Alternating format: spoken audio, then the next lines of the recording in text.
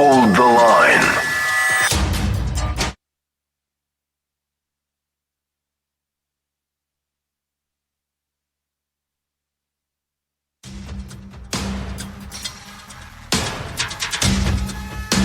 Hold the line.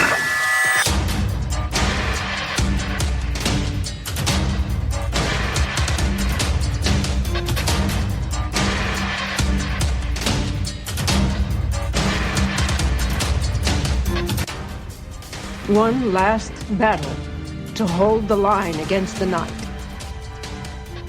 The line must be drawn here. This far, no farther. Hold the line. No one gets through, no matter what. Sir, what are your orders? There's only one order, Lieutenant. Behold. Incoming transmission. Allied reinforcements have arrived from the west.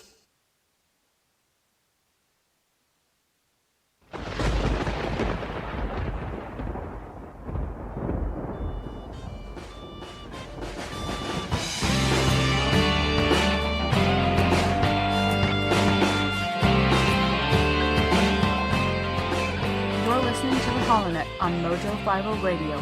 The Millennial Conservative Resistance begins right here, right now.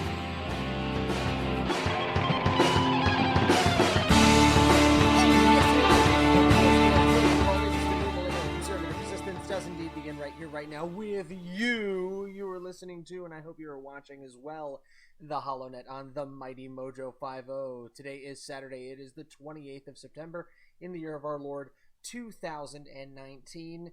And the impeachment season is upon us, it would seem.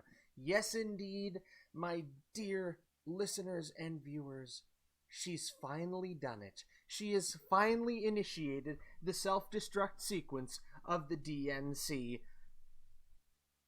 Nancy Pelosi has moved for impeachment of President Donald Trump. And at this hour, at this very hour, not only is impeach Trump trending, but now it is impeach Trump, Barr, and Pence.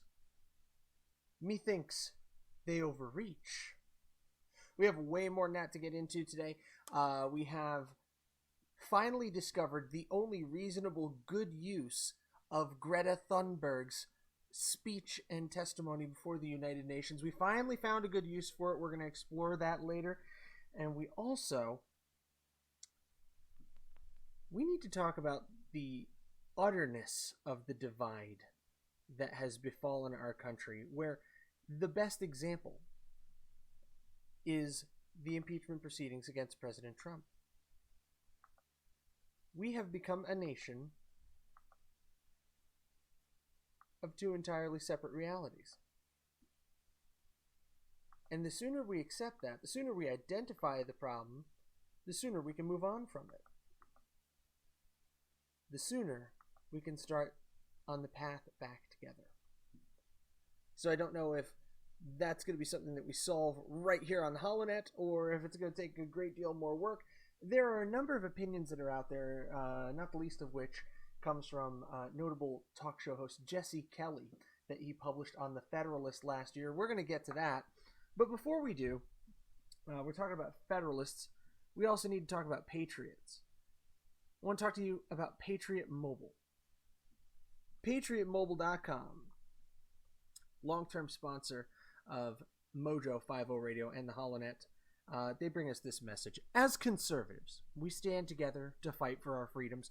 While we have far more members at Patriot Mobile than a Joe Biden campaign rally, we need you to join us today to support your values.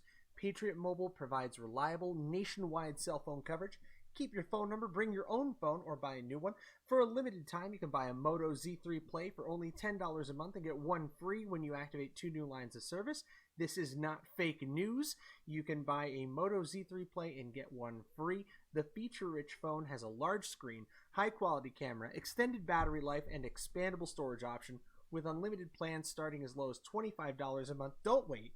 Visit patriotmobile.com/mojo50 or call their U.S.-based team at 877-367-7524. Again, that's 877-367-7524. You'll love speaking with patriots that passionately believe in freedom of speech, the Second Amendment, and the sanctity of life. Again, that's patriotmobile.com/mojo50 or call the U.S.-based team at 877-367-7524. patriotmobile.com. Make sure you check them out. Vote with your dollars. Been saying it for a long time. And you know what? Coming to you right now from the Mojo 50 Forward Operations Base in the Sonoran Desert of Arizona, sometimes the prospects can look a little bleak. Not gonna lie to you. It was a rough week for me. Really was. But I've been pervaded with a sense of hope that through the travails of the Trump impeachment process, Joe Biden and Hunter Biden are going to be exposed for the corrupt graft machines that they are. I don't know if anybody's going to get tried or if there are going to be any charges or even if what they've done is strictly illegal. But I do know they will be exposed, and this will prevent a Biden presidency without a single doubt in my mind. Joe Biden's presidential aspirations end the second that this case, this impeachment, gets before the Senate, because the Senate is going to draw out every piece of information, every little nugget regarding the dealings of the Bidens in the Ukraine and the dealings of the Bidens in China. If you haven't been following this, I do recommend checking out, I believe it's John Solomon, who has been doing some amazing reporting from the Hill, and his work has been beyond reproach. He was actually mentioned by name in the whistleblower report, and they were attempting to draw some conclusion that he was colluding with Rudy Giuliani, despite the fact that his work on the Ukraine situation and the corruption there began long before Rudy Giuliani even stepped in. They're grasping at straws now. They're trying to find any way to try to tie this all together. And it will be their undoing. Even Bill Maher on HBO. Go to a story from Fox. Right here. Even Bill Maher is now railing against. Listen to this. Maher blasts Hunter Biden's Ukraine ties, saying if Don Jr. did it, Rachel Maddow would be all over it. And you're damn right she would be. Rachel Maddow would be on this like white on rice. I mean, it would be a media feeding frenzy. Not just Rachel Maddow, but the likes of Chris Matthews, Cenk Uygur, and Anna Kasparian over at the Young Turks. They'd be eating Don Jr. for breakfast. Real-time host Bill Maher slammed Hunter Biden's business ties to Ukraine, suggesting MSNBC's Rachel Maddow would be talking about it if it were one of President Trump's children. Maher began questioning whether former Vice President Joe Biden would benefit from the impeachment inquiry into Trump since he is elevated above the other 2020 candidates. Quote, the more I read about this, no, I don't think he was doing something terrible in Ukraine, but it's just, why can't politicians tell their effing kids, get a job, get a god-blanking job, Maher told the panel. The kid was paid $600,000 because his name is Biden by a gas company in Ukraine, this super corrupt country that just had a revolution to get rid of corruption. It just looks bad. The HBO star commended genius Republicans for muddying the waters, predicting that their argument to defend Trump will be, you did this in Ukraine, well, Joe Biden did this. He mentioned that Trump's eldest son, Donald Trump Jr., who's famously entangled in the Russia investigation after he held a meeting with Trump Tower with Russian lawyer during the 2016 election. We'll just go to that audio real fast if I can make it go without a commercial. Hang on just a sec. Let's see if I can pull that audio.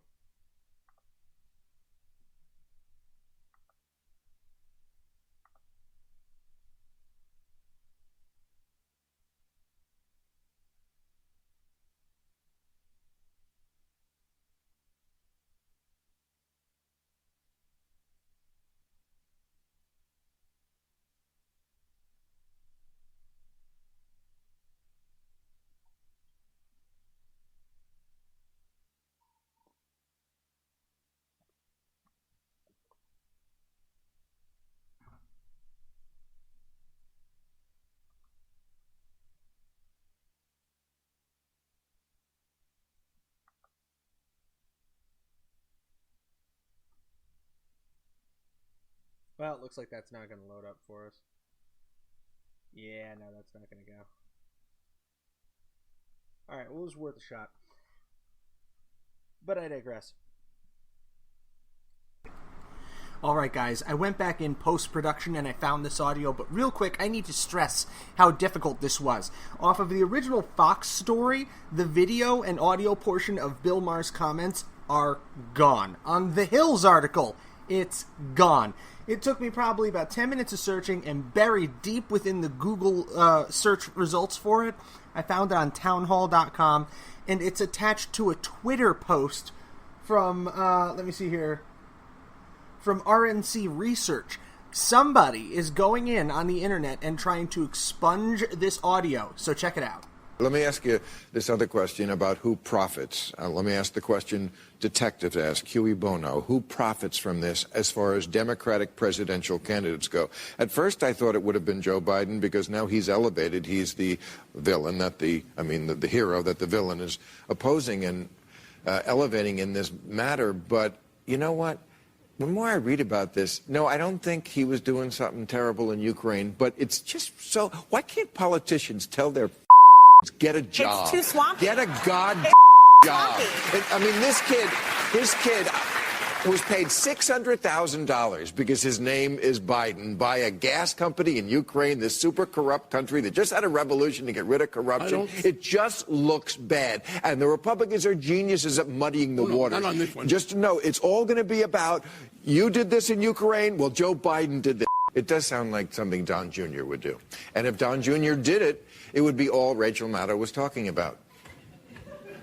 You have to think that Joe Biden would have used this as an opportunity to be more visceral and emotional and lash out and say, how dare you attack my only surviving son like this, if he wasn't scared of a news cycle surrounding Hunter Biden. Exactly. And that's not a good news And that, yeah. That, right. well, You guys also, now, I think that's a flat you are for the now. campaign. Yeah. Was this a good thing that President Trump did? Was it a bad thing that President Trump did? I really can't find any evidence either way that President Trump acted against the law. But I think we do need to hold our elected officials to the higher standard of avoid even the appearance of impropriety. But it's very, very difficult. I said this on the last show. It's very difficult for President Trump to take any action on this, looking into this, or even instructing someone else in his administration to look into this without it looking bad. So what's the alternative? We don't investigate? That we just leave it lie? That we let Joe Biden ascend to the presidency and run his campaign despite these ties to the Ukraine? Is that really our alternative? I'm sorry, that just doesn't float with me. We've become aware of this conflict. We've become aware of this corruption, of these dirty dealings in Ukraine. It is beholden unto President Trump. It behooves him to investigate this further, if nothing else, than to preserve American credibility in the region. Because if we can't even keep our own vice president in line, how can we expect to act on the world stage? So now, going back to the stories that I wanted to bring up for today's show. According to ABC, this may be seriously backfiring against the Democrats, as the Trump campaign has apparently turned this impeachment inquiry into a fundraising bonanza. So Will Stake and Rachel Scott reported, here we go, moments after Nancy Pelosi delivered her statement, the Trump campaign fired off a string of fundraising emails, at least 4 emails within 24 hours, launched dozens of new Facebook ads, asking supporters to join an official impeachment defense task force, and released a slickly produced video decrying Democrats for being solely focused on impeachment, which the president himself tweeted out. Trump's campaign and the RNC say they raised $1 million in the first 3 hours of the announcement, and $5 million in the ensuing 24 hours. Just blowing away the $1 million donated by supporters the day after the Mueller report was released. So this is going to be a cash cow for President Trump. Just as I stressed in our last show, the right is now mobilized. The right is fully on alert. Why? Because we have articles like this on Breitbart. Here we go.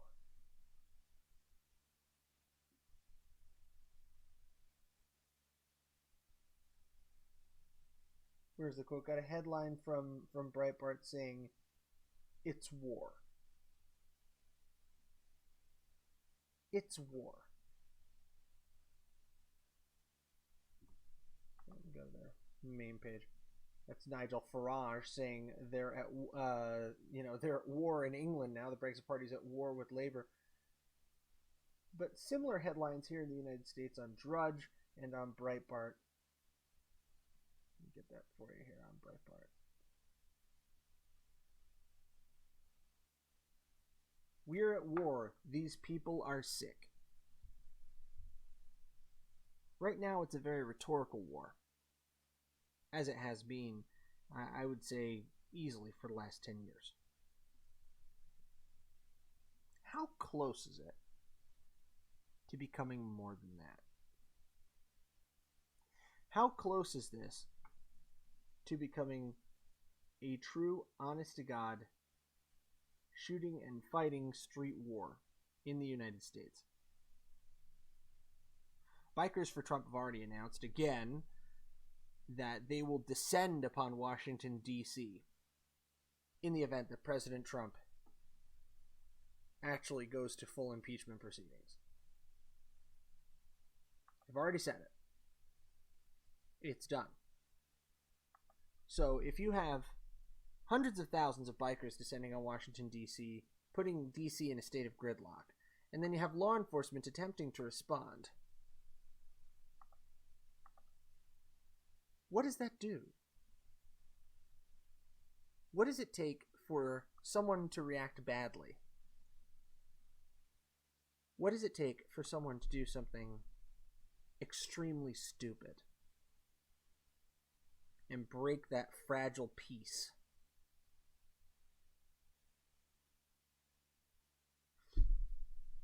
We have to tread very, very carefully in the coming weeks and months.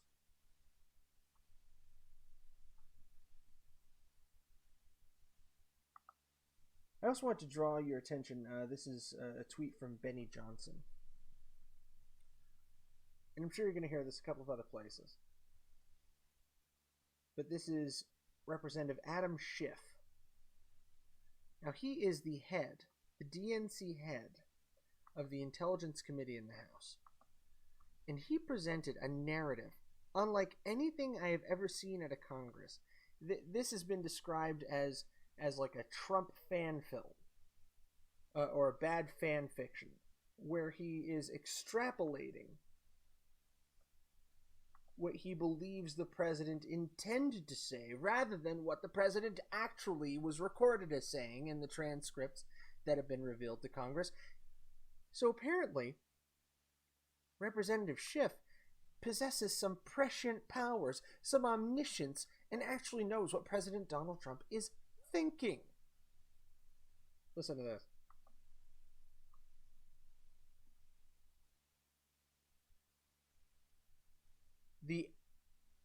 The essence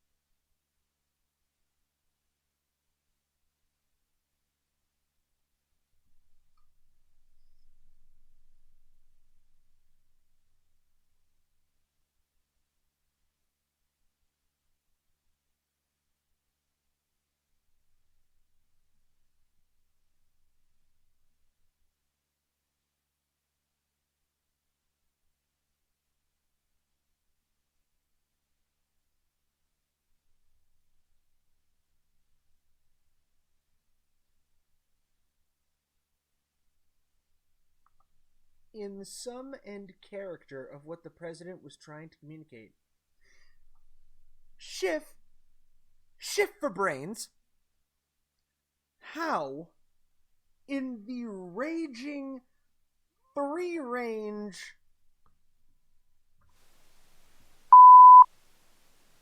I don't have my soundboard hooked up.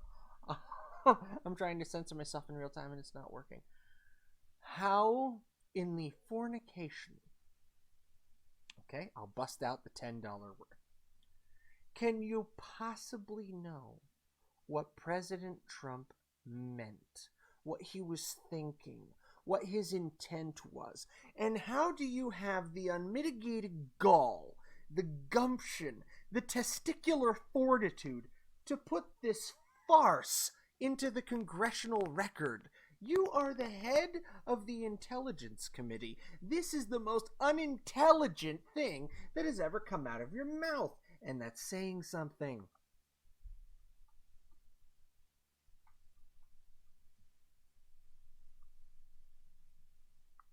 No, it would be funny if this was being done by a late-night talk show host, not the head of a major congressional committee in the course of impeachment proceedings, and then describing it as the president's betrayal of his office. It's not. It is fictional. It is a narrative that you have constructed in order to paint a picture that is in favor of your conclusion.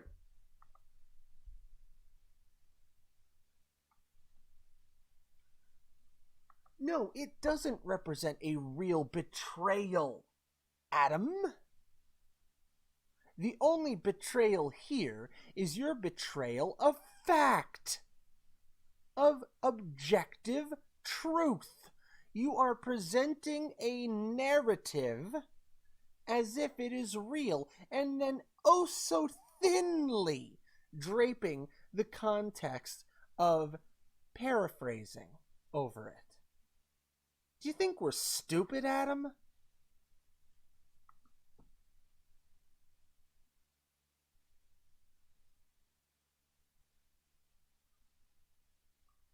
That's where the clip drops off. But yes, that is the answer to the question, isn't it? Adam Schiff for Brains actually does believe that we're stupid.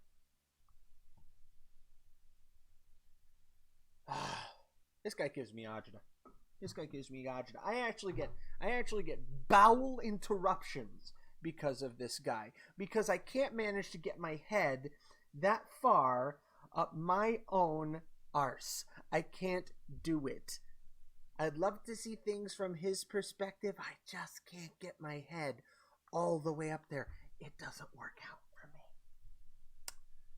But you know, while I'm looking up there, have you looked at lovemytummy.com yet? Have you checked out Atrantil? Atrantil. Lovemytummy.com. That's lovemytummy.com/mojo. You can actually get 3 bottles of Atrantil for only $99. That's save $21 on that. Use promo code MOJO at checkout on lovemytummy.com/mojo. Atrantil contains polyphenols and extracts which help to reduce bloating and inflammation and the effects of gas. All of your health emanates from your bowels. It contains horse chestnut, cabracho extract, peppermint leaf, and it is NSF certified for sport.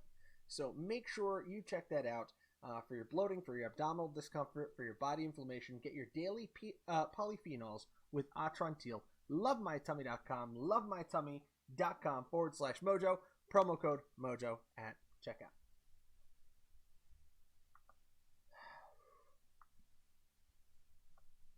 Yeah, seriously though, listening to Adam Schiff disrupts my digestion. It's not healthy. I don't recommend it. Don't do it. When we come back, do I have time for it? Can I pull this off? Okay, I've got just enough time.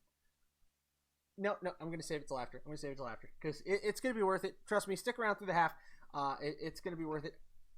A good friend of mine at work actually found the only good use for Greta Thunberg's speech at the United Nations, and it just kills. It is amazing, and you're going to appreciate it. So stick around. You're listening to the HoloNet on the mighty Mojo 50, and coming back from the break, we're going to dive a little bit deeper into the topic of how close does a true separation here in the United States along partisan lines, more than just partisan lines, along philosophical and cultural lines. How close does that feel? And what will that look like? And what can we do to prevent it? All that more coming up here on the HoloNet on the mighty Mojo 50. Stick around.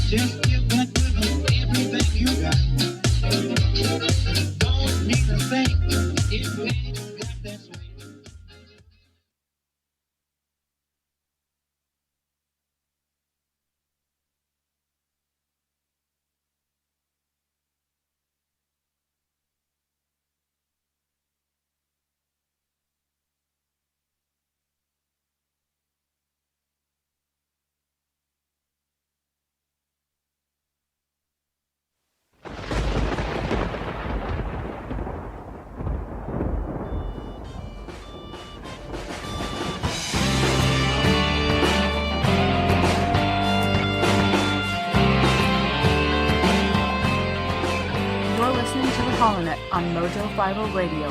The millennial conservative resistance begins right here, right now.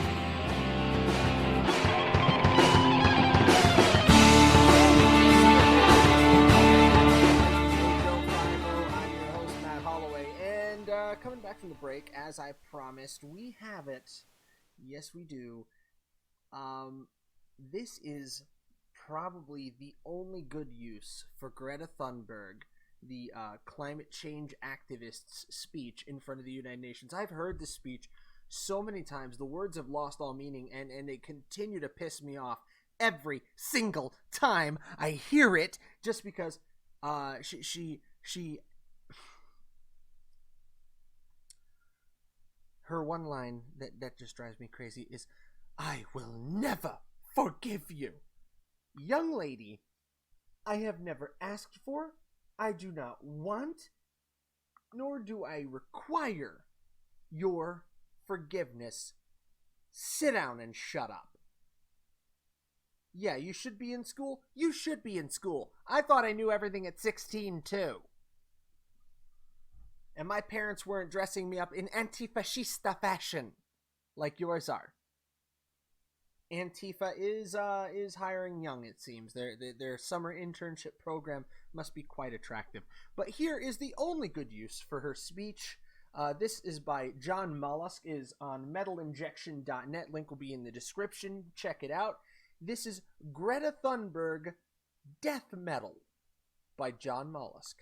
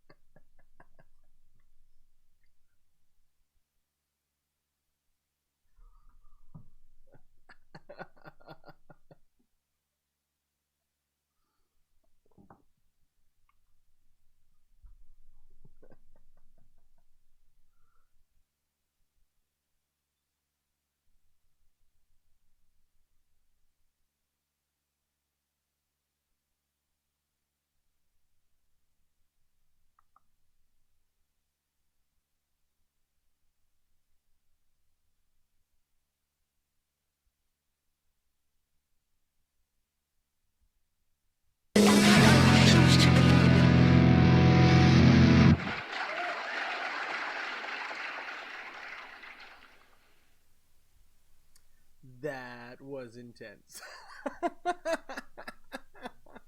Yes, that is Greta Thunberg, Death Metal. And that is on metalinjection.net. Big thank you to my friend Mark, good friend of mine, friend of the program, for digging that up for me. That was intense. But in other insane news having to do with Europe, the Germans strike again. This coming to us from Breitbart. German Federal Council passes bill giving 3 years in prison for denigrating the EU flag. You didn't read that wrong. You didn't hear that wrong. People in Germany are going to get 3 years or a hefty fine, not for burning it, not for pissing on it, not for, dropping a steamer on it like protesters like to do here in the United States.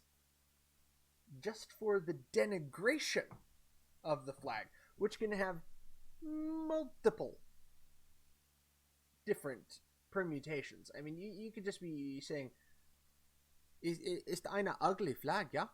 And you're going to jail.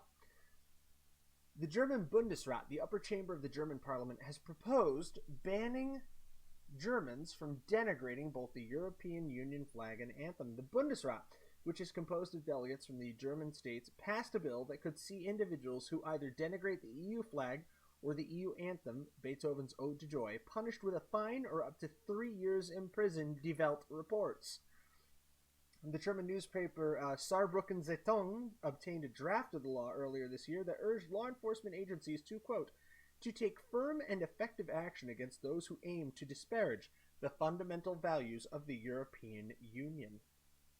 The draft continued, stating violations would also cover attacks, quote, on the reputation of and the symbols of the European Union. The newly passed bill must now be ratified by the Bundestag, although no date for a vote on the matter has been scheduled so far. Germany has laws on the books that outlaw the denigration of foreign flags and national emblems, but so far, the European Union's flags and symbols have not been recognized under the laws. The country also has laws against insulting foreign heads of state, meaning they can't even make fun of Trump, apparently. A law that nearly saw the prosecution of left-wing comedian John Bomerman in 2016 over an offensive poem about Turkish President Recep Tayyip Erdogan that was later banned by a German court. While charges were initiated against Bomerman, they were literally, it's B-U-H-M-E-R-M-A-N-N, Bomerman. They were later dropped. Bomberman. For those of you not in the know and not of my age group, Bomberman was an awesome game on the Nintendo Entertainment System in the 1980s. And if you don't know what that game is, all of you! Yeah, seriously, I don't need that noise. Okay. The move is part of. Okay. Here we go. Chancellor Angela Merkel even admitted that she made an error in viewing the poem as being deliberately insulting. In neighboring France, s'il vous plaît, the government has forced schools across the country to start flying the EU flag alongside the French tricolor. The move was part of educational reforms enacted by French President Emmanuel Macron that also lowered the age of compulsory school entry from 6 to 3. Rewind. One more time. They lowered the compulsory education age in France from 6, which is the compulsory age in most states in the United States, to 3. 3. 2 of my children are 3. We've got twins. They're not ready for school. They're 3. Potty training has gone pretty well, but we still have some screw-ups. They're 3. Okay? So the French government has said, no, we want to start indoctrinating your children at an even earlier age. The first 5 years of a child's life are crucial, are critical for developing the basic morality that a person will carry through their entire life. This is where the first inklings of right and wrong come into play. Truth and lies. Using words instead of violence. Consequences of actions. That there's a causal nature to life. Cause and effect. You didn't finish your dinner, so you don't get to play with your tablet. You hit your brother, so you go to a timeout. Cause and effect. This is a crucial developmental stage, which now the government of France, in its infinite wisdom, has decided to take out of parents' hands by demanding that the compulsory education start at 3. That's insane. The reason why I kept going on this article, because it may kind of seem off point, but I want to kind of lead into the next phase of our conversation. One-sided as it is. By the way, please do comment on this stuff. I read the comments in Facebook, believe it or not. Facebook, MeWe, BitChute, Twitter, YouTube, wherever you are. Comment. Love to hear them. I want to read some of your comments on air, but honest to God, I don't get a whole bunch of comments. So please, guys, light me up. Give me any questions you have. This is the culture that the leftists here in the United States seek to emulate. This is the basis of the culture war here in the United States. You get that? This is what they want. This is what they're seeking to import. real quick before I go into that, even though that was a smooth segue.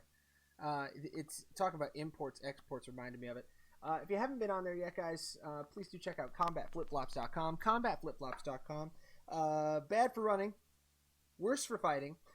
The AK-47 right now is on sale. The MK-19, which I really do need to get a pair because my cons are shot. Those are awesome. Rise and join the unarmed forces. You can use your promo code HOLLOW25, HOLLOW25, to get 25% off on combatflipflops.com. Every purchase you make goes toward the education of a woman who is denied an education in war-torn Taliban-ruled Afghanistan, and goes toward rebuilding those communities through the strength of entrepreneurial business. Business, not bullets. Be a better human. As I said, bad for running, worse for fighting. CombatFlipFlops.com. Check them out. CombatFlipFlops.com. Promo code HOLLOW25. That's back to what I was saying there. This is a preview. Look at the EU and see the culture that the left is seeking to transplant into the United States, to graft it. I was listening to Sargon of Akkad, and Carl Benjamin, a.k.a. Sargon, used a great analysis of the Supreme Court in the UK. The Supreme Court was something that was created in 2005 under Tony Blair, under his constitutional changes, under his parliament. And it was grafted. He described it as an alien organ that was grafted onto the constitutional makeup of the UK. These laws, these types of policies that the left seeks to implement in the United States are an alien organ being grafted onto our Constitution, to borrow the concept from Carl. And that's what they're looking to enact. That is the cultural divide. The stories are everywhere now. The Federalist, it's time for the United States to divorce before things get dangerous. This is advocating for secession, for separation of the United States based on political lines, by Jesse Kelly, notable talk show host and contributor for the Federalist. Check out the story. It's link's going to be in the description. I don't advocate for secession, but it's still a story worth reading to get an idea of where people's heads are at. How close is the United States to civil war? A year ago by Niall Ferguson. This is on the Boston Globe. Talks about the doomsday clock and how close we are to midnight as far as the next American Civil War is concerned. Talking about, and this is a year old now. Homemade bombs and what a civil war would look like. Historian Victor Davis Hanson warned that we are at the brink of a veritable civil war. Peter Turchin, who's been arguing for some time that several leading indicators of political instability are set to peak around 2020, making the United States particularly vulnerable to violent upheaval.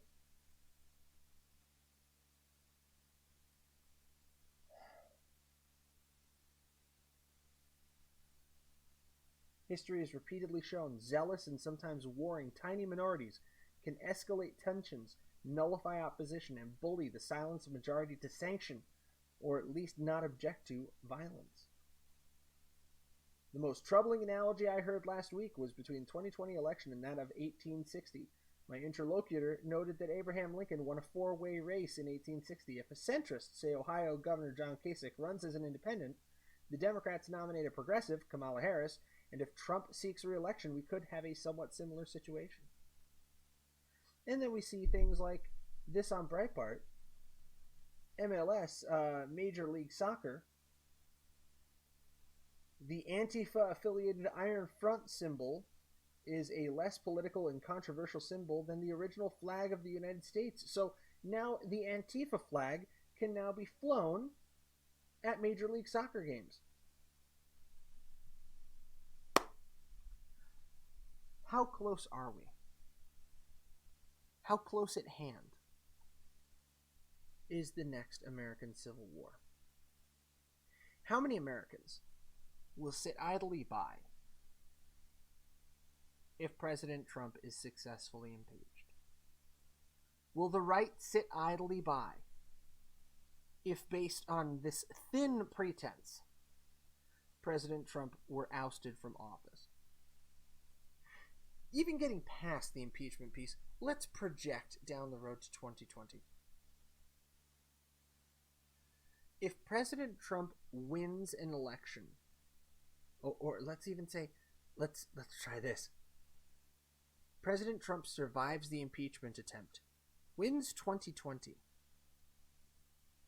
Probably doesn't win 2020 with a popular vote. Wins it with an electoral college victory. Do you really think that the radicals on the left are going to accept that result? It's been 2 years, 3 years now, since 2016, almost a full presidential term, and they still haven't accepted the results of the 2016 election. Do you think they will accept it this time? Do you think their pushback will be more extreme and more violent? I do. Now let's flip the tables. Let's say in 2020, President Trump is defeated. I don't think that's likely, but let's hypothetically play it out. Will people on the right accept that President Trump was fairly defeated? Or will President Trump, because the left is pointing this out and crying to the hills in hysterics, what if President Trump refuses to cede power? I can tell you right here, right now, speaking for myself,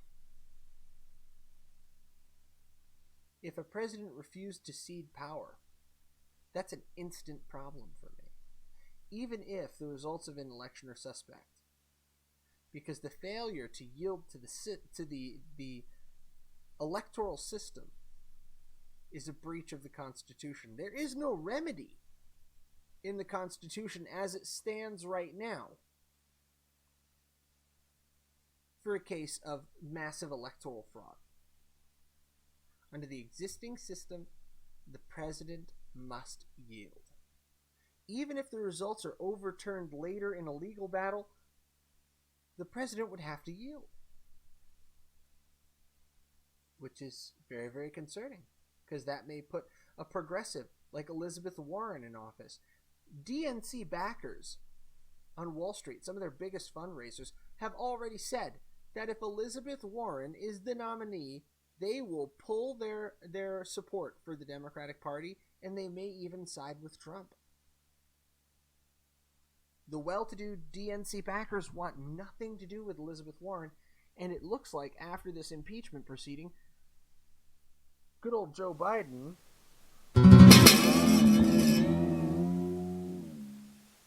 it looks like his coattails might be poisonous.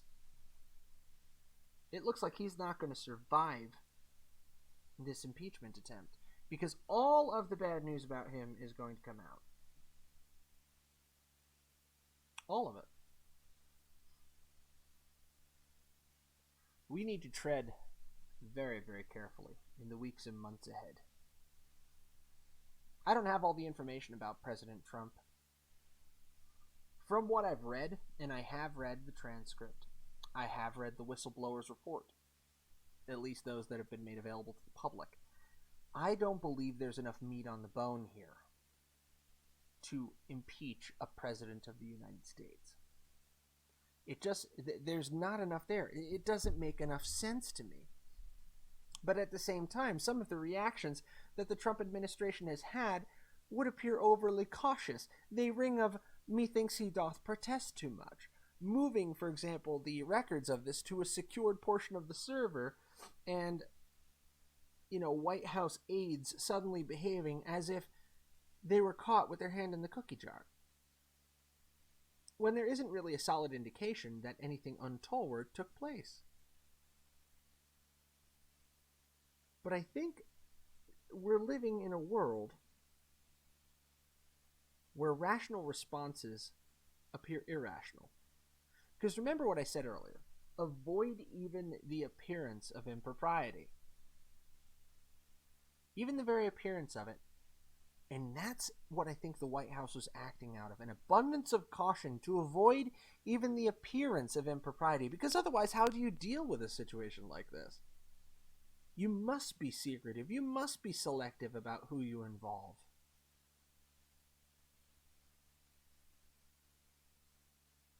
Otherwise, do you just let it go? Do you just let this one slip? I just don't think that's the kind of man that President Trump has shown himself to be. He's shown that he will hazard. He will run the gamut. He will take the slings and arrows from the press and from the DNC because they're out to get him anyway.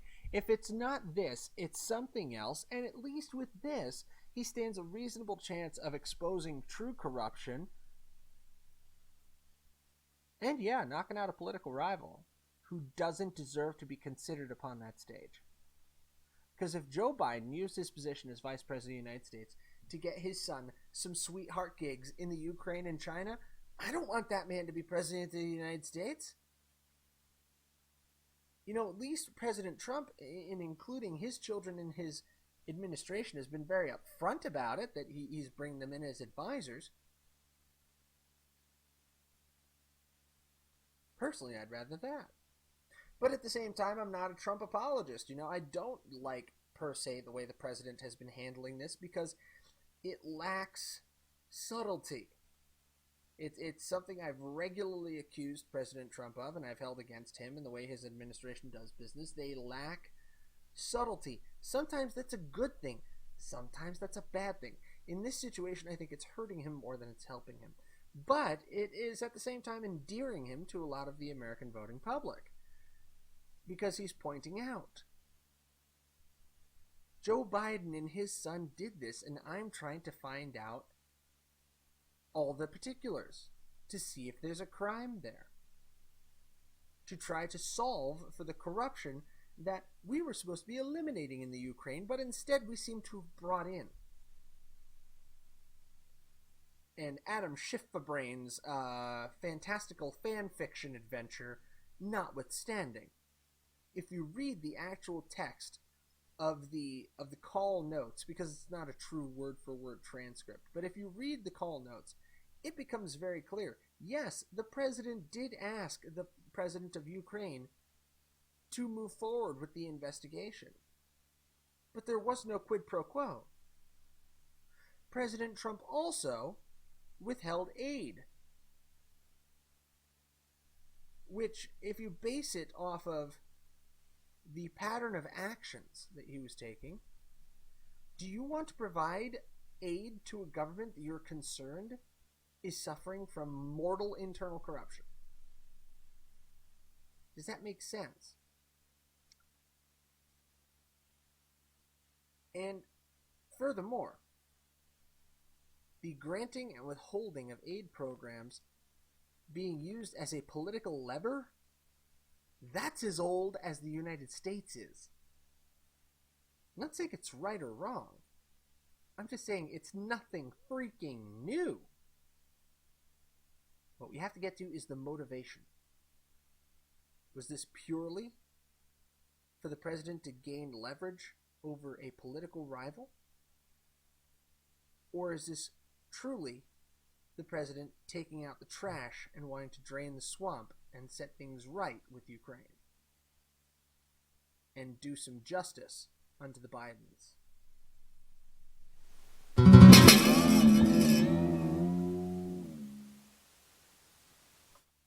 Only time in the impeachment proceedings will tell. This past week, I did have the pleasure of calling in to the Rory Sauter show. That's on Blog Talk Radio. If you get a chance to check it out, Roy Sauter's a cool guy. Really, really pro-Trump. I mean, really pro-Trump. I'm a little more circumspect, but he is hardcore MAGA, man. And I respect that. I respect his conviction and his energy. I was on, and I voiced very similar conclusions to what I voiced today. So check it out if you get a chance. I'm on there at the top of the hour, and then again at like 40 minutes in, just really quickly. But I want to thank Rory for having me on. Thank our sponsors. If you have a chance, by the way, please go to mojo50.com/shop. We have the KBMD CBD oil on there, and that meshes really nicely with the Mojo 50 Atrantil offer that we have there. But the CBD extract It is an excellent tincture of CBD. I was on the street the other day. I drove past people selling CBD from a roadside stand. It was like, cocos frutas, coconuts and CBD. I'm not kidding. It was like oranges and CBD written on cardboard. Roadside stand. Don't buy from them. Okay? Make sure you go to somebody who's got a certificate of authenticity where you can actually see how it was made, where you know that it was an osmotic process that was used and that what you're getting is high quality. You're putting this in your body. Don't mess around with it, guys. CBD oil. Go on mojo50.com. Get the KBMD, Ken Brown MD. He's Buttman. Ken Brown MD's CBD oil. Use promo code MATT, M-A-T-T. Gets you $15 off. That's mojo50.com/shop for CBD extract supplements. All right? So on that note, we need to be very, very careful in the months ahead. We need to watch out for each other. We need to trust each other as Americans and as conservative